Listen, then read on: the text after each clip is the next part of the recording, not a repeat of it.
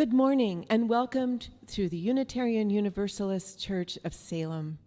Please join in singing our gathering hymn number 360, Here We Have Gathered, number 360 in the gray hymnal. You can also, if you can see it, follow along on the slide ahead of you. Please stand as we sing this song.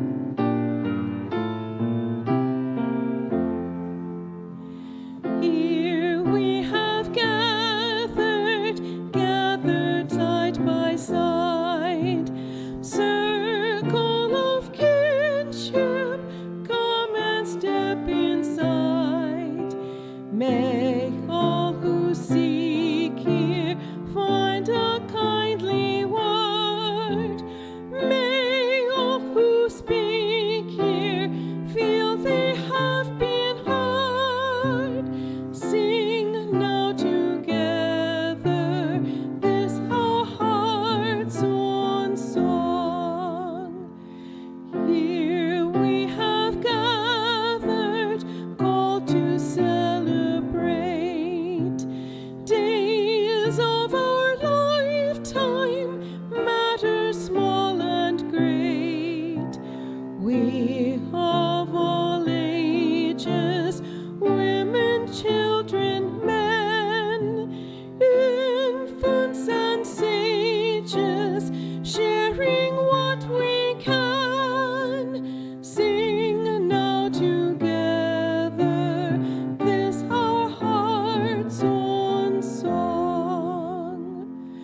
Life has its battles, sorrows and regret, but in the shadows let us not forget.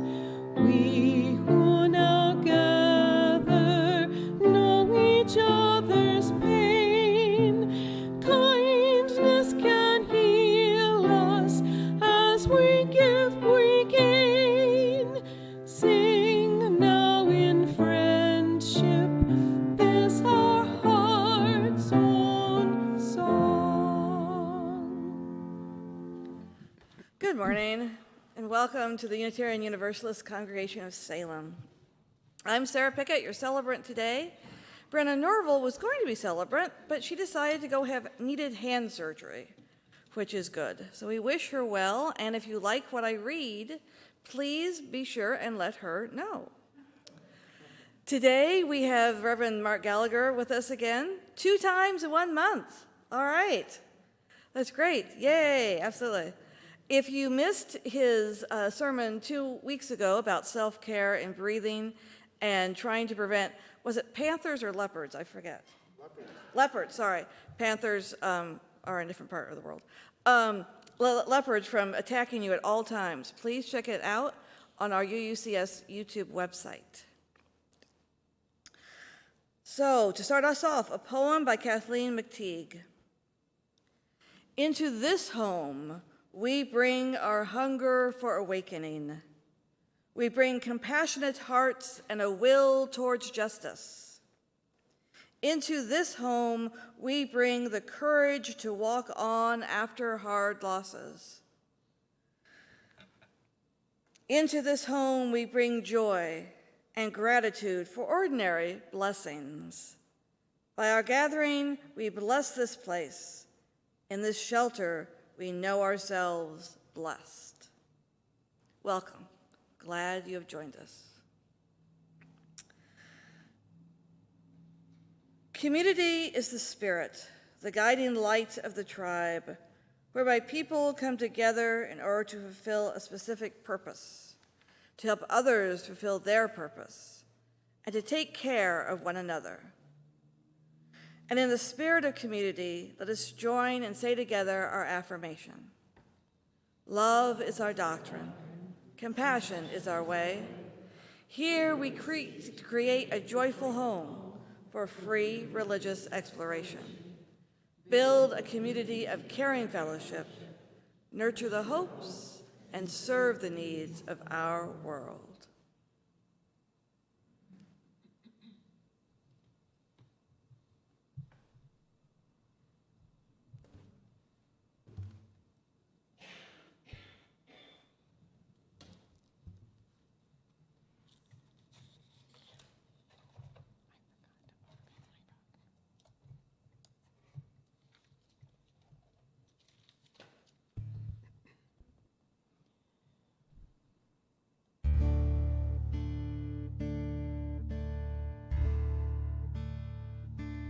In the quiet, misty morning, when the moon has gone to bed, when the sparrows stop their singing, and the sky is clear and red, when the summer ceased its gleaming, when the corn is past its prime, when adventure's lost its meaning, I'll be homeward bound in time.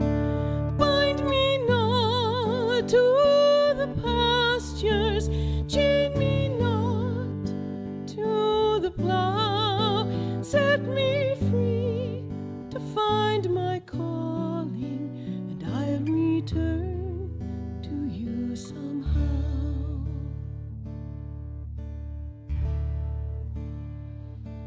If you find it's me you're missing, if you're hoping I'll return to your thoughts, I'll soon be listening.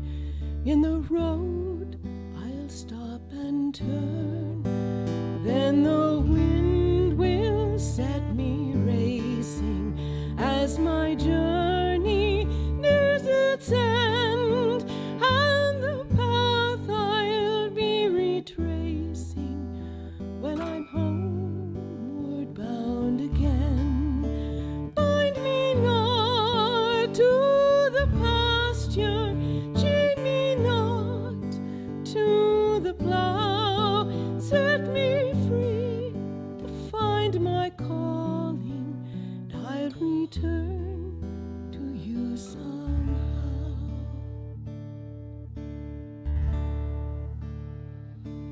In the quiet, misty morning, when the moon has gone to bed, and when the sparrows stop their singing, I'll be homeward bound again.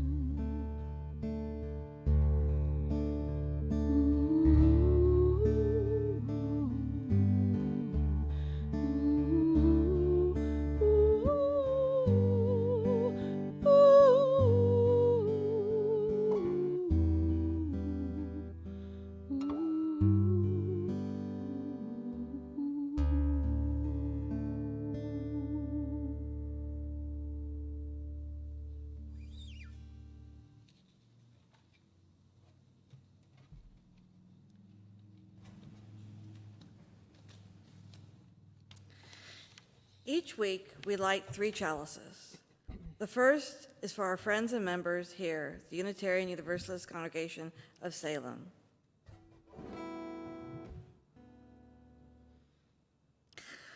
We light our second chalice for our Unitarian friends in Simonfalva, Transylvania, Romania, where their new minister just celebrated her 27th birthday and her wedding anniversary. And we light our third chalice for our children and youth, both in religious education as well as the world at large. These words by Maureen Killeron. As the kindling of this chalice calls us to community, let there be light. As the flame of this chalice reminds us of our values, let there be light. As the glow of this chalice encourages us to hope, let there be light. Let there be light. Please join me in singing The Flame into Life. Rise up, O flame, by thy light glowing, show to us beauty, vision, and joy.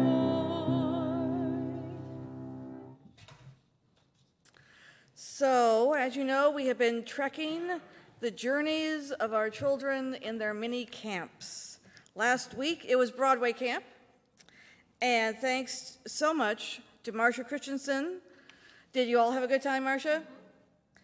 The kids had a blast with her. They are going to go audition for Portland Center Stage next weekend.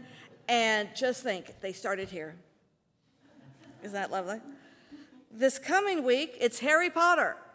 If you don't know who that is, go talk to your grandchildren. They'll explain it to you.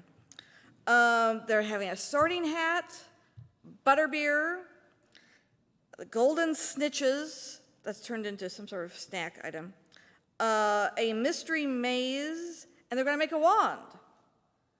I'm not sure how much elder wood we have back there, but they're going to, or dragon heartstrings, but I'm sure they'll figure it out. And then, of course, they're going to play what game? Thank you, Quidditch. So they should be having a good time.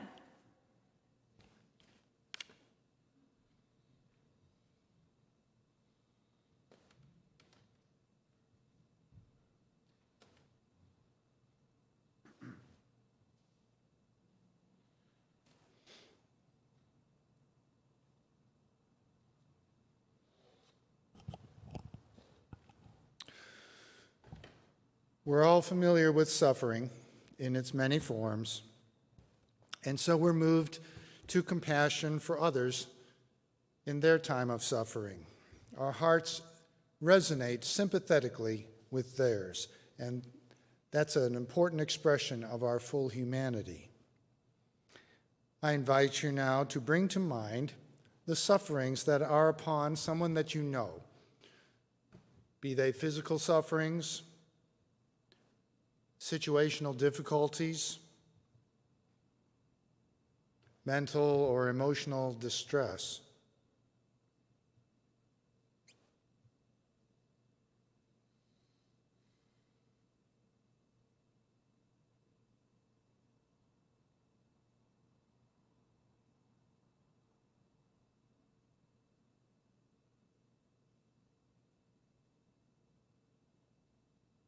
And as you contemplate this person,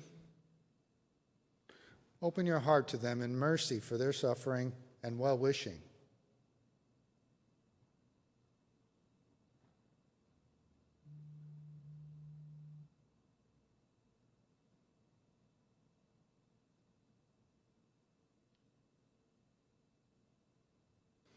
And as I sweep my hand, you're invited to speak the name of someone that you are holding in compassion this morning.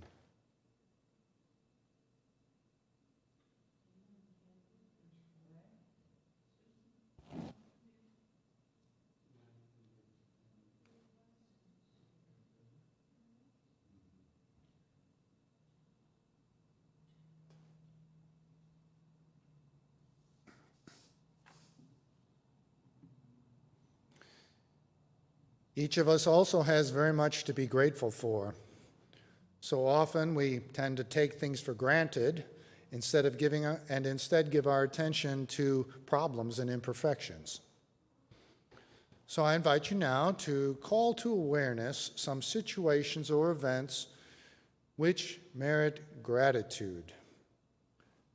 Big things or small things. New things or things that have been true for a long time.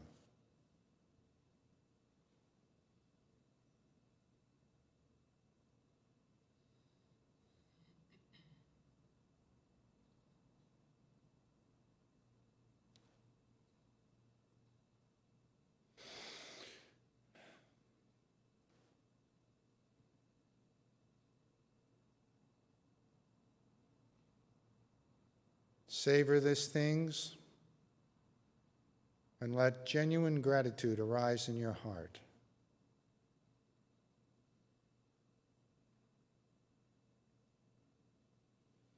And I invite you to call out in a couple of words something for which you are truly grateful this morning.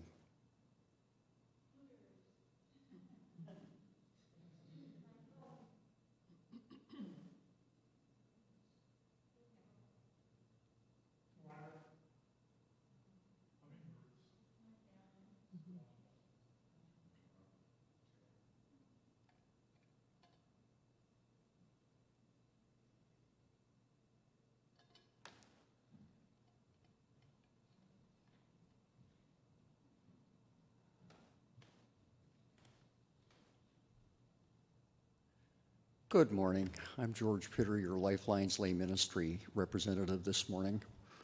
And we can be contacted. The information is here on this slide. You can contact us on the website, or you can call the office and leave a message, and we're here to help. And we also wear lavender badges, and we can be contacted directly that way. I have one, I would say it's a joy, but mostly a concern, from Jackie O'Malley. Always seems to be a joy, more like a relief in this case, and a concern. Had to put my sweet, smart dog down this week. My shadow, my mini-me. You got an old softy up here. Animal lover forever. 17 years, my partner. Hard to take. No more dogs for at least 2 years, but I wonder sometimes. We'd like to light one last candle for all the joys and concerns that remain unspoken this morning. Thank you.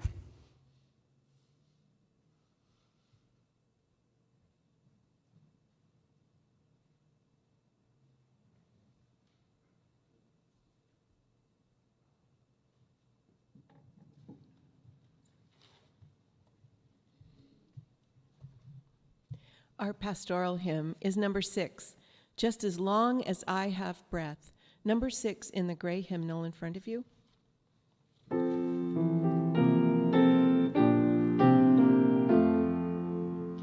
Just as long as I have breath, I must answer yes to life. Though with pain I've made my way, still with hope I meet each day. If they ask what I did well, tell them I said yes to life. Just as long as vision lasts, I must answer yes to truth. In my dream and in my dark, always that elusive spark. If they ask what I did well, tell them I said yes to truth. Just as long as my heart beats, I must answer yes to love. Disappointment pierced me through, still I kept on loving you. If they ask what I did best, tell them I said yes to love.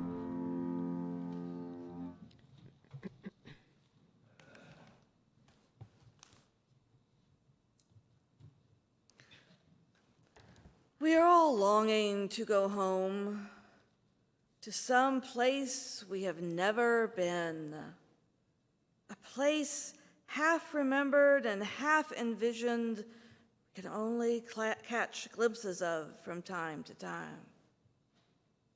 Community. Somewhere there are people to whom we can speak with passion without having the words catch in our throats. Somewhere, a circle of hands will open to receive us. Eyes will light up as we enter. Voices will celebrate us when we come into our own power. Community means strength that joins our strength to do the work that needs to be done. Arms to hold us when we falter. A circle of healing. A circle of friends. Someplace where we can be free.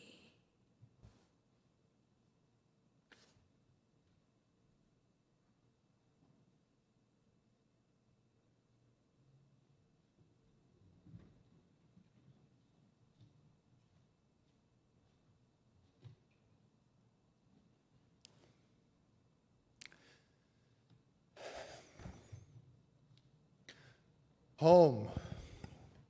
It's a word that resonates in the heart. The phrase, "a house is not a home," puts its finger right on the heartfelt meaning of the word home. A house is just a physical structure, a thing that we own or rent, a place where we keep our stuff. Home is where we belong, where our heart yearns to be. If there's a place that we don't actually inhabit, yet feel an exceptionally strong sense of belonging and ease there, we call it our home away from home. The Army medic says, "Hang in there, soldier, we're going to get you home." Never, "We're going to get you back to your house." No. Home carries emotional freight in a way that house most certainly does not. And besides, the sense of home extends well beyond our physical dwelling, hometown, homeland. Baseball is our so-called national pastime. In baseball, you stand at the home plate and try to hit a home run. And if you do that, everyone celebrates as you run around the field and eventually make your way back home. Dorothy, finding herself exiled in the strange land of Oz, after much fearful striving and with the help of friends, finally goes to a deep place inside herself and chants, "There's no place like home.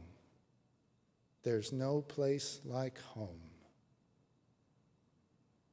And in doing that, appreciates for the first time what it is to truly be at home.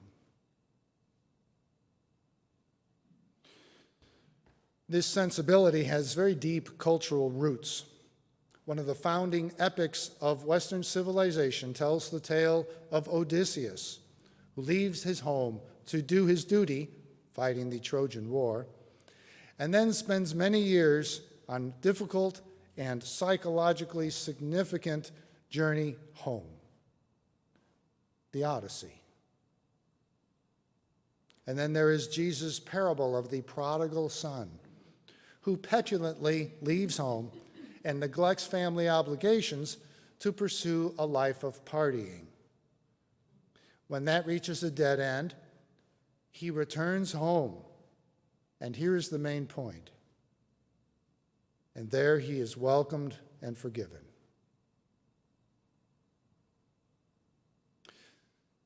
Think of your own experience. At the end of a long day, you arrive home. Phew. After being away on a trip, you come in the front door. Oh, that's what I'm talking about. It's not that the place where you live is better than other places. It's that it's yours. You belong there. You're not just coping, navigating somebody else's space. At home, you can kick off your shoes, put things where you wish, belch, whatever. You feel at home. We're talking about that sense of being freer to think your own thoughts, feel your emotions, to be relaxed, not on guard, managing yourself. Now, the place where we live is not always a place of ease and welcome. Sometimes it's a place of tension, fear, distress. Not a proper home in that sense, I'd say.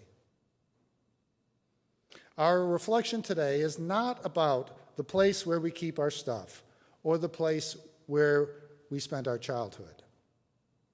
It's about that at-home feeling in the spirit, or the lack of it. Mark Nepo offers this reflection on how it happens that we leave home spiritually and become exiled in a foreign land. He says, I remember walking home from school in 4th grade when I noticed Roy, a classmate I didn't really like, walking at the same pace as me on the other side of the street. Until I noticed Roy, I was lost in the joy of walking home, free of school, not yet enmeshed in the anger that waited inside my home.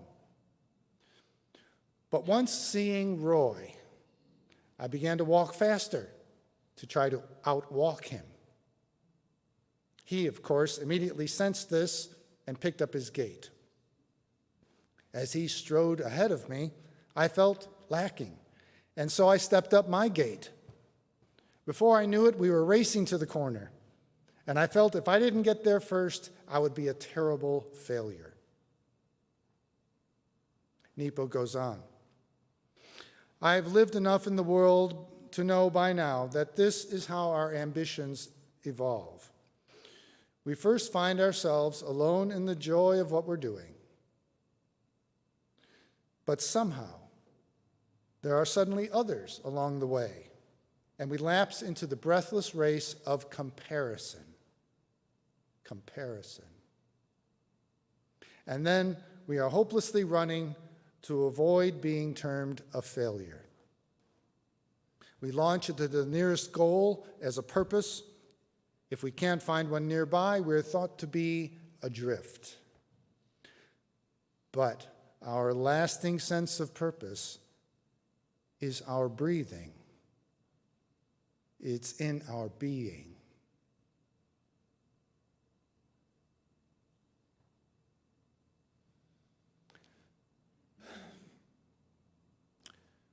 What is it about the Roys of the world that seduces us into abandoning ourselves?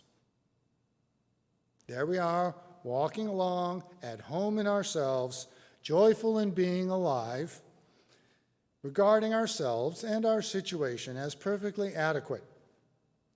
Not because we judge it to be up to standard, but because we're absorbed in living and not judging it one way or another. And then we notice Roy. And through a lens of ambition or fear, something then seems disjointed. We leave home, psychologically, spiritually. We leave our natural groove and venture into the dangerous and foreign land of maybe I'm not good enough. The way things are is a problem. We depart the land of open-hearted yes and begin wandering in the land of if only this or that, then all would be well.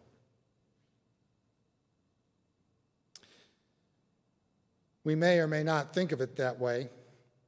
Much of the time, we're preoccupied with racing Roy to the corner or fighting our Trojan War in the white-knuckled belief that one day we will grasp the keys to the kingdom. Or maybe bitter in the realization that we never will. Perhaps there are also moments when we realize that deep down it's about settling into that graceful place in our being, with or without finding justification in the world.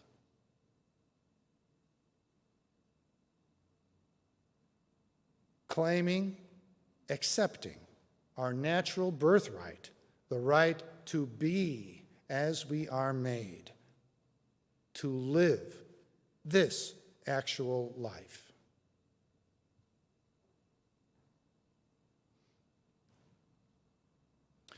In his late 20s, after a life-threatening health crisis, Jim Drever began experiencing debilitating chronic anxiety, perpetually worried that his life might soon end.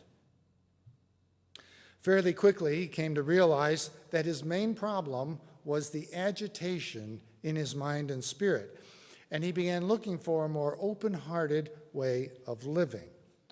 He says, I woke up early one morning, and everything in my mind, thoughts, images, the residue of the night's dreams, dropped away. Suddenly, I found myself in the most extraordinary state of clarity and stillness. It was as if a veil had been lifted from my consciousness, and I was seeing reality for the very first time. What I saw was that everything was perfect as it was, that I was loved by God, by creation. It seemed obvious to Drever that the experience of spiritual well-being is indeed our natural state. But it didn't reveal anything special about him. It revealed something about us all, something that paradoxically is hidden in plain view. He says, "This is my message to you. You are a beautiful human being. There may be things you need to change or want to change outwardly in your life, whether to do with your health, relationships, work, finances, or something else. But inside, in your essence, you are enough, just as you are. It's important to realize this and remind yourself of it often. And if we do realize this and remember it, Drever says, even if there's a problem that won't go away, a health condition that seems beyond help, or some other limiting circumstance, you won't worry about it so much. You'll understand that so long as you're alive, there'll always be problems, for such is the nature of human existence. You'll learn to welcome uncertainty, to delight in the mystery, the wonder of existence. Just as it was when you were a child, each day will again begin to feel like a new adventure to you. You'll stop wasting your energy in comparing yourself to others. You'll see the futility of judging them or trying to fix or change them. You'll be happy instead with being yourself.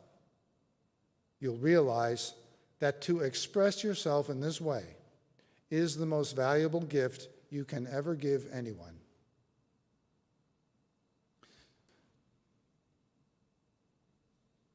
You may have heard words like this before, as I have. Probably few of us would disagree with what he's saying. What really matters, obviously, is for our hearts to somehow, by some grace, experience this deep truth. Not just to think the words, but to experience that experience. And if we have experienced it, to remember and truly feel it anew.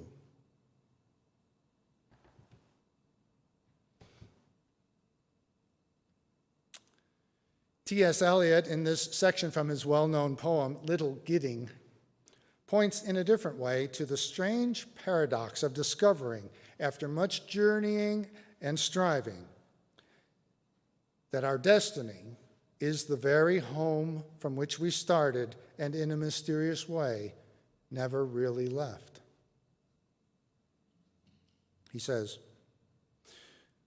"We shall not cease from exploration, and the end of all our exploring will be to arrive where we started and know the place for the first time.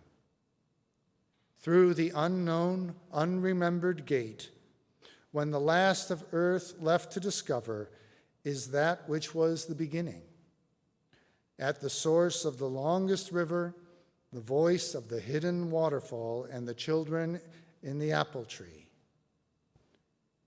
Not known because not looked for, but heard, half heard, in the stillness between two waves of the sea. Quick now, here, now, always, a condition of complete simplicity. costing not less than everything. And all shall be well, and all manner of thing shall be well.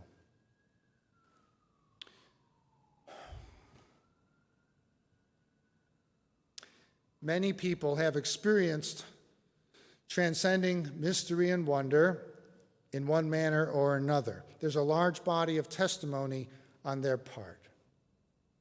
Again and again, they point, as Jim Drever and T.S. Eliot do, to the uncanny sense that the end of the spiritual journey is less like arriving at a mountaintop and more like arriving home.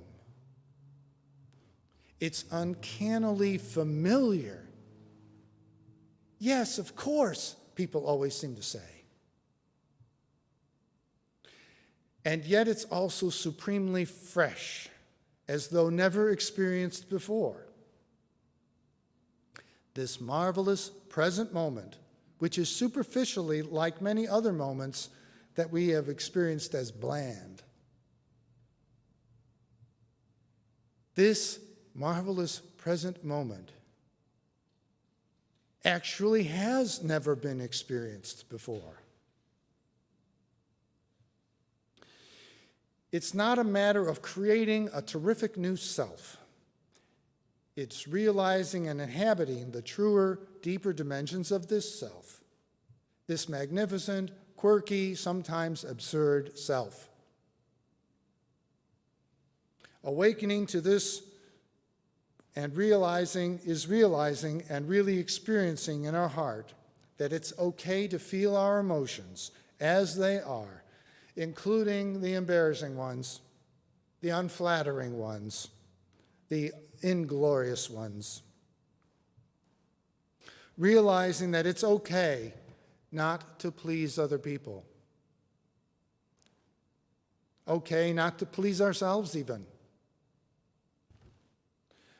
Realizing that it's okay to not understand everything we want to understand.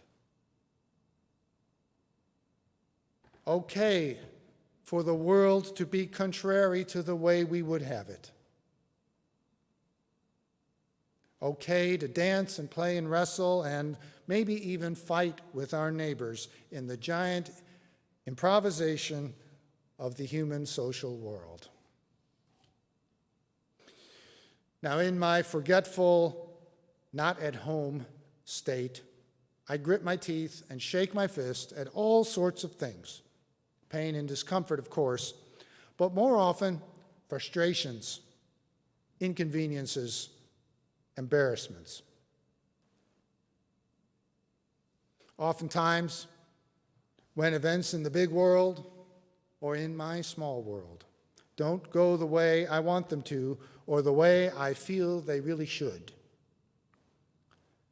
I say, damn it. I curse the world.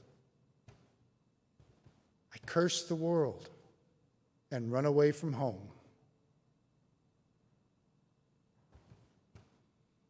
It's good to remember the possibility, at least, of returning home like a humbled prodigal.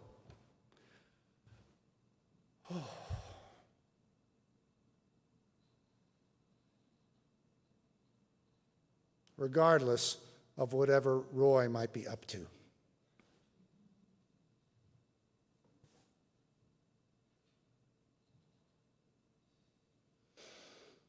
So having heard this message, I invite you now to dwell quietly in your own experience. Close your eyes, if you please. Bear witness to your breathing in and out. In and out.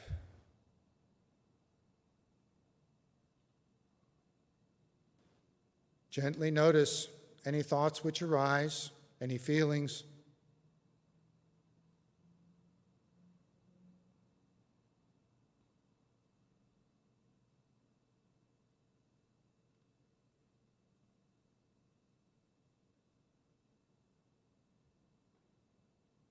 Notice the consciousness with which you're doing that noticing.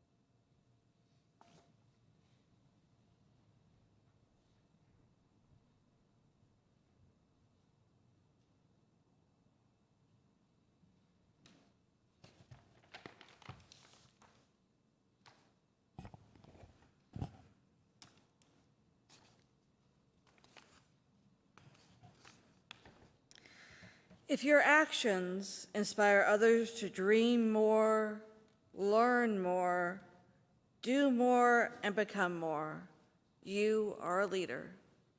John Quincy Adams. Here at UUCS, we support our community through our pledges, time, and connections with one another.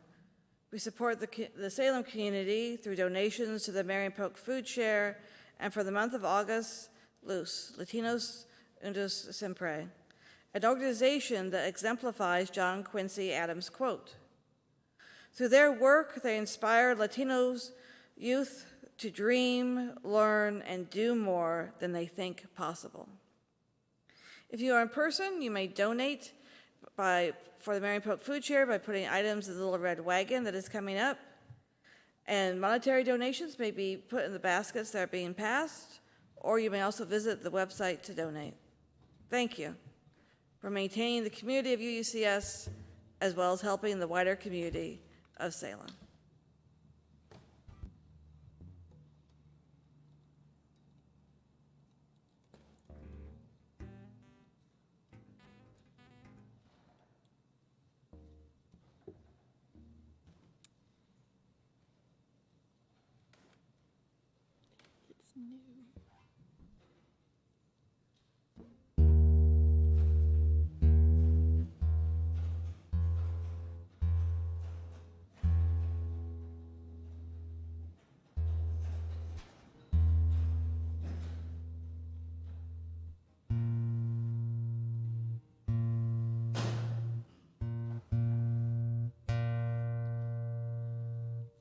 I apologize.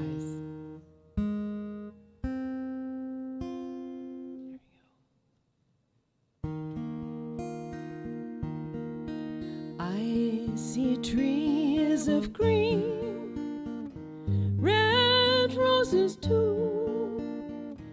I see them blue. I'm sorry, we have a problem here.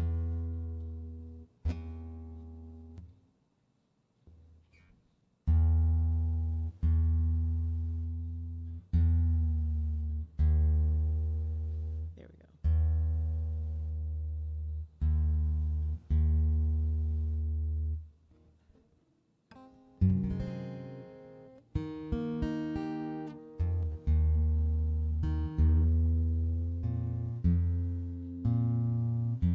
I'm very sorry. This is I have a new capo, and it's new.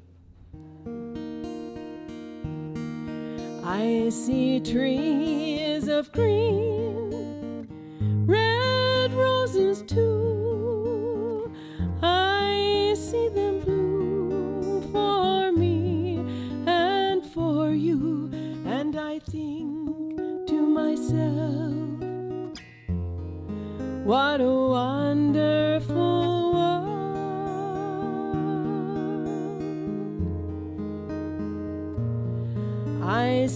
skies of blue and clouds of white, the bright blessed days, the dark sacred nights, and I think to myself,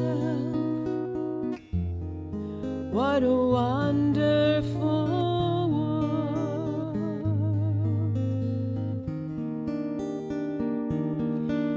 The colors of the rainbow, so pretty in the sky, are also on the faces of the people going by.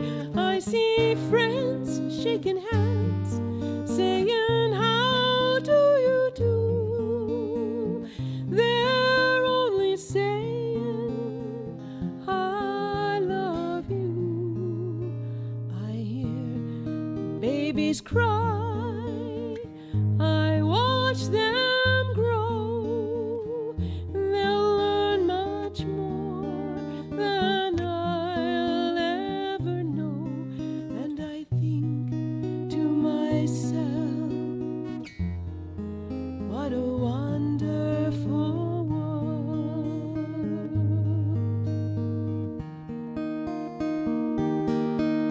The colors of the rainbow, so pretty in the sky, are also on the faces of all people going by.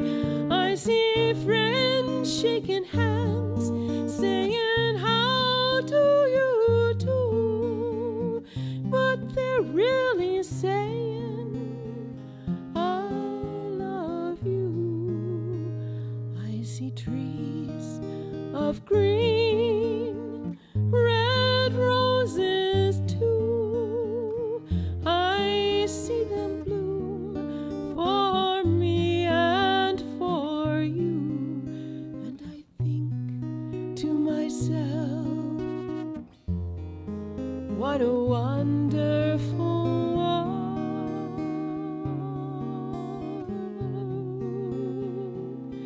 And I think to myself, what a wonderful world.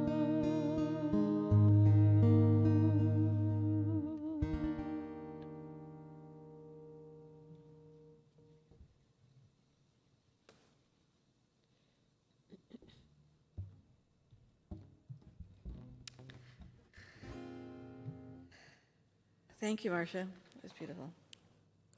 Next Sunday, we hear from Janet Stevens, one of the members of the homeless team, on her thoughts of growing up UU and why can't she get every single question answered that she's ever asked in her entire life? Because everyone else has, right? I'm sure that'll be interesting to hear about. Things going on in our community. We are beginning the new year in a couple of weeks. The first week in September, just want you to know that for those of you who are watching us via live stream, that because it's going to be a very short service, shorter than usual, we're not going to be actually doing live streams. So if you would like to come to that service, please come. It'll be an interesting service. It's going to be a little interactive, more interactive than we usually are, and it should be a lot of fun. The following Sunday is our annual Water Communion Sunday, where you bring in a small vial or small container of water, symbolizing either a trip that you've made or some sort of special place that you remember. And if you forget water, I am sure that there will be water available for you to help partake of that tradition. So that's wonderful. And I'm not going to mention connections groups, but they're starting. Yay! Everything else you might want to know, check out our website. Be sure you're on the email list for Friday updates, and be sure we get our newsletter. Thank you so much.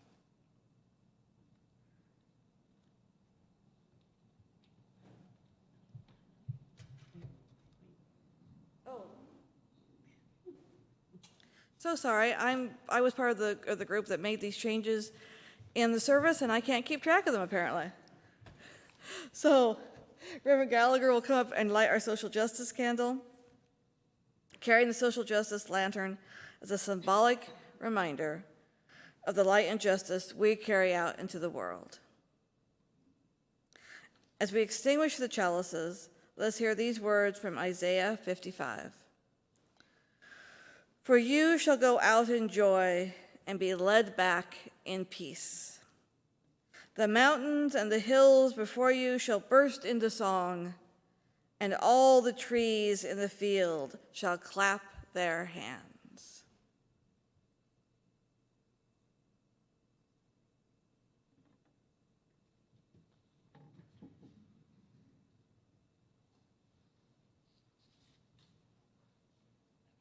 Now, let us stand in body or spirit as Marcia leads us in our closing hymn.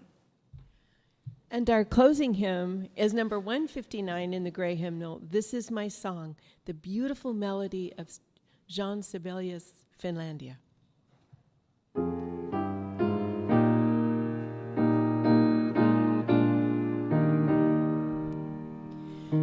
This is my song, O God of all the nations, a song of peace for lands afar and mine. This is my home, the country where my heart is. Here are my hopes, my dreams, my holy shrine. But other hearts in other lands are beating with hopes and dreams as true and high as mine. My country's skies are bluer than the ocean, and sunlight beams on clover leaf and pine.